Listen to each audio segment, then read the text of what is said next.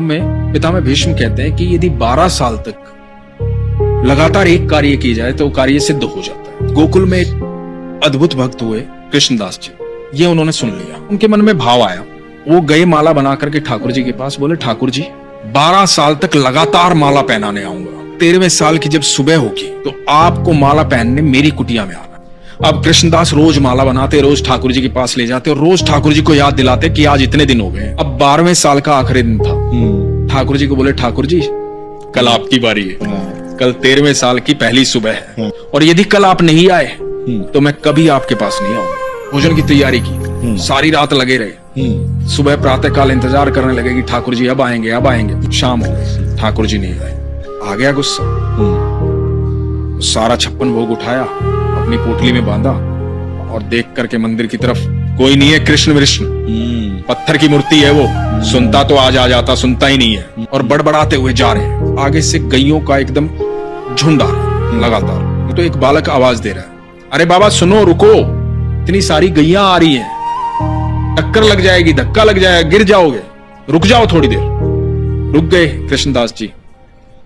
तो बालक बोला कि बड़ी खुशबू आ रही है आपके झोले से, खाना खाया नहीं है आपने शायद, तब तक गैया जाए बैठ के खा लो। बोला नहीं मुझे नहीं खाना। क्या हुआ, क्या बात हुई? लाडला है ना वो कन्हैया, अरे बहुत नखरे हैं उसके। 12 साल गया हूं माला पहनाने, एक दिन बोला था एक दिन मेरे पास आ जाना, नहीं आया, सुबह से लेकर के शाम हो गई, अब जा रहा हूं यहां से। तो बालक बोला बाबा इतना गुस्सा क्यों हो रहे हो? मुझे भी भूख लगी, मैंने भी सुबह से कुछ नहीं खाया, सुबह से गैया चरा रहा हूं। तो बोला कि मुझे भी आप खिला दो। बोला खा लो। बोला आप देख नहीं रहे मेरे तो हाथ गोबर में सने हुए, मैं कैसे खा लूं? आप अपने हाथों से खिला दो। अब एक एक कोर खुद खा रहे हैं, एक एक कोर उस बालक को खिला रहे हैं। अब उस बालक को जब 2-3 कोर खिलाए ना तो बालक की आंखें लाल हो गई, आंखों में आंसू बह रहे। कृष्णदास ने देखा, कृष्णदास ने कहा कि तुम रो क्यों रहे हो? भूख लगी थी, खाना खिला तो रहा हूं, रो क्यों रहे हो?